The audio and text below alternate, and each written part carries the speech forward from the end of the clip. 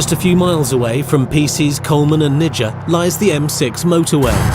It's one of the busiest routes in Europe, but congestion often leads to delays, frustration and angry drivers. Near Cannock, PC's Chris Clark and Kevin Shale have just received a report of road rage. Say items have been thrown at another vehicle, or is it just verbal abuse? Yes, abuse and items thrown, but traces on the ground to the actual colour. Details are still sketchy, but the two cars are still nose to tail, travelling at speed. Soft items, I presume. Well, see whether or not there's any allegations of damage in a minute. Had a phone call that made to the control room that there's been an altercation between the occupants of two vehicles whilst the vehicles were moving, as I gather. It's alleged that there's been items thrown from one vehicle towards another, so we're just going to go and see if there's anything in that and see whether or not there's any damage caused to the vehicle. Road rage is an increasing problem on our streets, but cases on the motorway are few and far between. It is unusual, a little bit of antisocial behaviour on the motorway.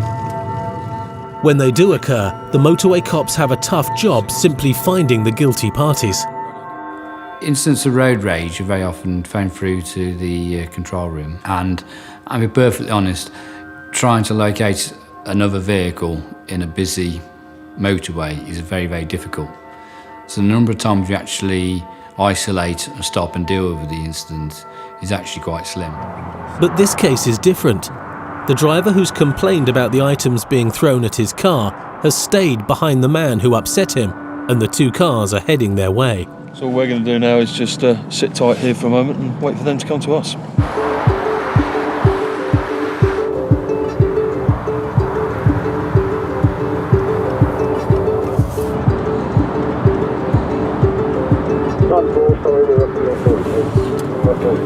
There is. P7JRS. Has him blown his horn? Yeah. The victim of the road rage is travelling in a black Audi, We'll see what it's all about. and he's passed on details of the other car, a grey Ford Focus, which the motorway cops are now pulling over.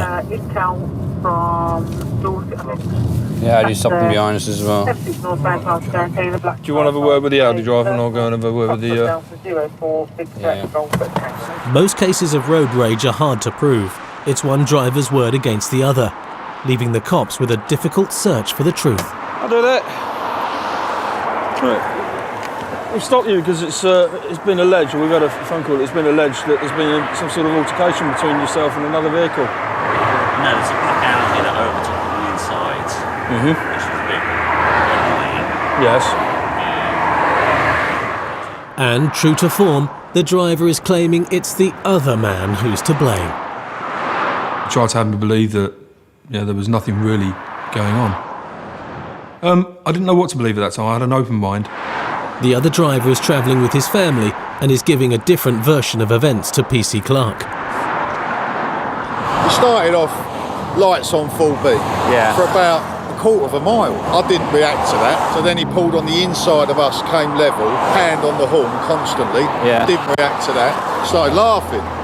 Jenny started laughing because Francesca was getting scared, so we tried to defuse it, you know? I then said to her, just go like that to him. That's when I think it really got to him. He couldn't get to me. I face it, everybody puts a little bit of spin on what they tell the police. So you deal with it and listen to every aspect of it and try and understand what might have happened, picking out the truth. Then he got the can of drink and he's holding it. And I'd say exactly what it was. It's like the, not Red Bull, but the green and yellow version. Like Relentless or something. I had a good look at it. Next thing I know, he's thrown it, bounced off the roof of the car, landed in the outside lane. I know a lot of your job is common sense and take it for what it's worth, but I cannot see how throwing a projectile on a motorway is not an arrestable offence. The problem people have is that they don't really understand the law. They seem to think that any offence you arrest people for. That's not necessarily the case. There are certain laws, okay, which we could perhaps be looking at as far as the Public Order Act. Yeah, driving without due care and attention. Well, there's an item. Where is it? What exactly is he doing? As he's throwing a, you can't use a mobile phone on the motorway, but you can open your window, stick two fingers up, pick up a can of drink. Is that not driving without due care and attention? Is it not dangerous driving? The fact that he was at home, I'd have to prove it. It's dangerous driving. When you calm down a minute. You have to accept the fact, as a police officer, a lot of the people you speak to are upset. He's been involved in something which has frightened him and upset him, and you make allowances for that. Another difficult we're faced with is... My word against his. Partly your word against his. Has he admitted throwing the can? He's denied any knowledge of any altercation at all at the moment. Yes, really? Yeah.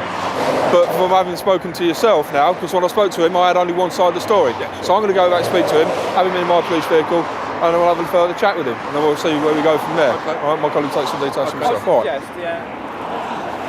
The least I'll do is I'll put him through a day in court. But he's going to think about what he's done. You two slapping his hand. He'll go down the pub tonight and go, oh yeah, I did this, this and this. The police come, they never nicked me. I just got a slap on the wrist. Yeah. I'm not having that. I'll put him through a day in court. Yeah. He's very calm now, isn't he? I think you should nick him now. 20 miles north on the M6, PC Shales questioning the driver accused of throwing objects at another car. Right, having spoken to the gentleman, the driver of the other vehicle, obviously you said that there was an Audi that's undertaking you, and I'm presuming that's the same vehicle that's stopped Audi, I behind think us. it's him, yeah. Right, okay. Yeah, he's doing about 80, 90 inside lane. And you've done absolutely nothing in response to that at all? Well, flash my lights, that's him. The driver of the other vehicle is alleging that you've pulled alongside him and stuck up two fingers at him, opened your driver's window, and then thrown a can which has hit his car and then bounced off his car. Can you tell me a little bit more about that? Has he got any proof, any evidence for that? As the cops know, it's one man's word against another's. The trouble is, when it comes to the law, is sometimes there's a bit of a difference between what actually happened and what you can prove. Yeah. It's all about what you can prove. Yeah, exactly. Yeah. And what it'll end up coming down to... So he can't prove I undertook it. Physical evidence is going to be nil. But back in the police car, the man under pressure from PC Shale is now changing his story. When I may have shook my hand, that's it. What did you throw at his vehicle? So he's given me a fairly good description of what he's seen you throw.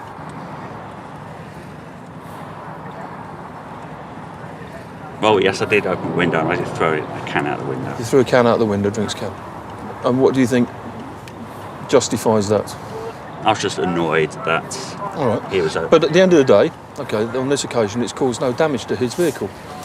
That response, your response there, is totally a total overreaction, and I would argue that it puts people's lives at risk. The driver of the Focus really was out of order in what he did.